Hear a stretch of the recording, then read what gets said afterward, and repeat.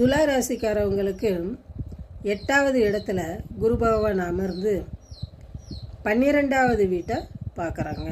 அப்படி 12வது வீட்டை பார்க்கும்போது இதுவரைக்கும் இருந்து வந்த விரயமான செலவுகள் நிவர்த்தியாகும்.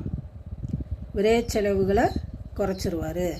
2ஆம் வீட்டை பார்க்கும்போது பண வரவுகள் உண்டாகும். 4வது வீட்டை பார்க்கும்போது பண வரவுகளை ஒரு சொத்து வாங்குவதற்கு, அதாவது ஒரு வீடு கட்டுவதற்கோ இல்லை வாகனங்கள் வாங்குவதற்கோ செலவு பண்ணுற மாதிரி இருக்கும்.